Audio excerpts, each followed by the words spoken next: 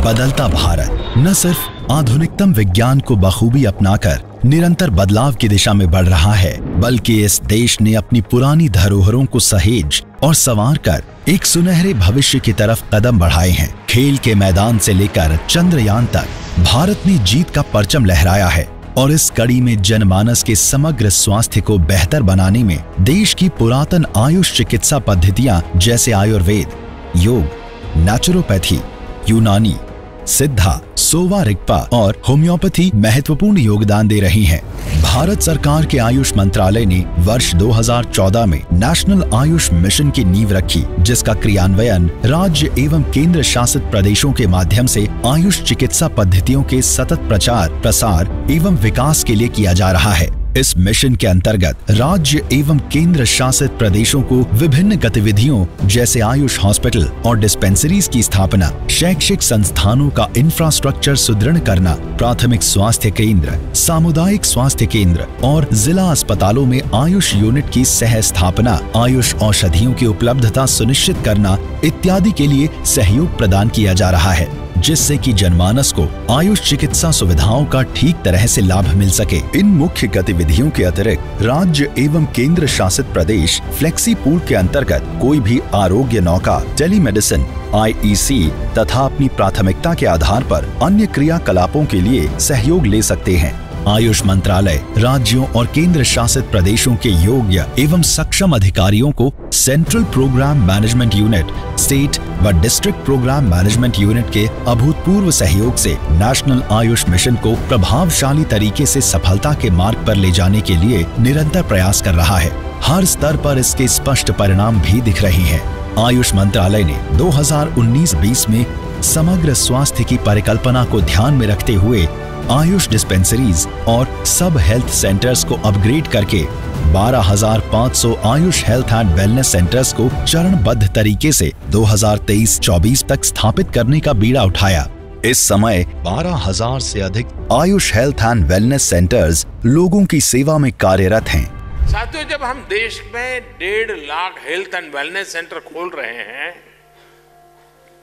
तो आयुष को भी हमने हमारा को ट्रैवलर बनाया है, साथी बनाया है, हम उसको भूले नहीं हैं।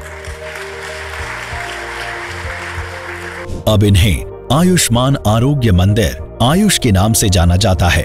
आयुष के इन आयुष्मान आरोग्य मंदिरों के अंतर्गत सामान्य रोगों की चिकित्सा के अतिरिक्त योग गतिविधि, प्रकृति परीक्षण, औषधीय पौधों के बारे में जानकारी, गैर संक्रामक रोगों के लिए स्क्रीनिंग और उससे बचने के उपायों के बारे में भी जानकारी दी जाती है। आरोग्य मंदिरों में लाभार्थियों की संख्या में निरंतर वृद्धि होना ये प्रमाणित करता है कि जन समुदाय समग्र स्वास्थ्य के प्रति बहुत जागरूक है और उसे जमीनी स्तर पर आयुष सेवाओं का लाभ मिल रहा है।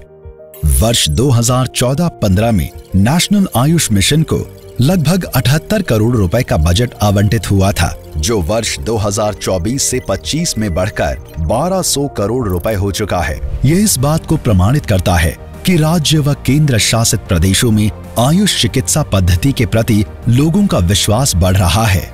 वर्ष 2014-15 से वर्ष 2023-24 में अभी तक विभिन्न राज्य एवं केंद्र शासित प्रदेशों को कुल 4,534.28 करोड़ रुपए की धनराशि केंद्र से विभिन्न कार्यकलापों को संपादित करने के लिए प्रदान की जा चुकी है। राष्ट्रीय आयुष मिशन ने थोड़े समय में जिस तरह से आयुष स्वास्थ्य सेवाओं को दूरदराज के क्षेत्रों तक ले जाने में सफलता पाई है, यह अपने आप में बहुत बड़ी मिसाल है। इसके अंतर्गत 12,000 से कुछ अधिक आयुष्मान आरोग्य मंदिरों के माध्यम से पिछले 2 वर्षों में 15 करोड़ से अधिक आमजन सीधे रूप से लाभान्वित हुए हैं। राष्ट्रीय आयुष मिशन अपनी बहुआयामी योजना के माध्यम से राज्यों और केंद्र शासित प्रदेशों के साथ मिल करके जन जन तक प्रामाणिक आयुष सेवाएं लेकर जा रहा है और इस पर लोगों का भरोसा भी लगातार बढ़ रहा है। आयुष मंत्रालय इस क्रम को और आगे बढ़ाने के लिए संकल्पबद्ध है। नीति आयोग ने नेशनल आयुष मिशन का मूल्यांकन किया था। उसकी रिकमेंडेशन के आधार पर वर्ष 2021 से 22 में इस मिशन की गाइडलाइन के रिवीजन के समय 8 आयुष पब्लिक हेल्थ प्रोग्राम समाहित किए गए। इनके माध्यम से आयुष मंत्रालय ने गर्भवती महिलाओं, बच्चों, बुजुर्गों और सुदूर रहने वाले सभी लोगों को आयुष पद्धति का लाभ मिल सके, इन सभी बातों का ध्यान रखा है। ये सभी 8 स्वास्थ्य कार्यक्रम इस प्रकार से हैं। सुप्रजा, इस कार्यक्रम में आयुष पद्धतियों के माध्यम से गर्भवती महिला का ध्यान रखते हुए सामान्य प्रसव हेतु प्रयास करना शामिल है, जिससे एक स्वस्थ शिशु का जन्म हो सके। आयुर्विद्या, इसमें विद्यार्थियों को आयुष लाइफस्टाइल को अपनाकर स्वस्थ रहने के लिए जागरूक करते हैं और उन्हें औषधीय पौधों के बारे में उचित जानकारी प्रदान की जाती है। मस्कुलोस्केलेटल डिसऑर्डर्स, देश के दूर दराज के इलाकों में रहने वाले जन समुदाय के जोड़ों से संबंधित रोगों के बारे में उचित सलाह और चिकित्सा प्रदान की जाती है। NPCDCS, प्राथमिक और सामुदायिक स्वास्थ्य केंद्रों एवं जिला चिकित्सालयों में आयुष पद्धतियों के माध्यम से गैर संक्रामक रोग जैसे कैंसर, डायबिटीज, हृदय रोग इत्यादि की रोकथाम एवं चिकित्सा इस कार्यक्रम के अंतर्गत की जाती है। आयुष मोबाइल मेडिकल यूनिट, इस यूनिट के माध्यम से दूर दराज इलाकों में रहने वाले जन समुदाय को चिकित्सा प्रदान की जाती है। वयोमित्र, इसके अंतर्गत विशेष रूप से वरिष्ठ नागरिकों की स्वास्थ्य समस्याओं के समाधान के उपाय किए जाते हैं। कारुण्य, विभिन्न प्रकार के जटिल रोगों के साथ जी रहे लोगों का आयुष पद्धति के माध्यम से विशेष ध्यान रखा जाता है, जिससे वो एक सुखद जीवन व्यतीत कर सकें। Public health programme on lymphatic filariasis, वे क्षेत्र जहां पर लिम्फेटिक फाइलेरियासिस या हाथी पांव नामक रोग प्रभावी है, उनके सर्वे करके रोगियों को आयुष पद्धति के माध्यम से उनकी समस्या के समाधान के उपाय बताए और उपलब्ध कराए जाते हैं। 2014 में शुरू किए गए नेशनल आयुष मिशन ने अभी तक कई बड़ी उपलब्धियां प्राप्त की हैं, जैसे विभिन्न राज्यों एवं केंद्र शासित प्रदेशों में 163 इंटीग्रेटेड आयुष हॉस्पिटल्स की स्थापना की स्वीकृति मिली है। आयुष के 416 अस्पतालों और 5036 डिस्पेंसरीज को नेशनल आयुष मिशन के अंतर्गत अपग्रेड किया गया है। 2322 प्राथमिक स्वास्थ्य केंद्रों, 715 सामुदायिक स्वास्थ्य केंद्रों और 314 जिला अस्पतालों में आयुष यूनिट की सह स्थापना हुई है। 996 अस्पतालों, 12,405 आयुष डिस्पेंसरीज ने देश भर में जरूरतमंदों के लिए दवाइयों को पहुंचाने का कदम उठाया है।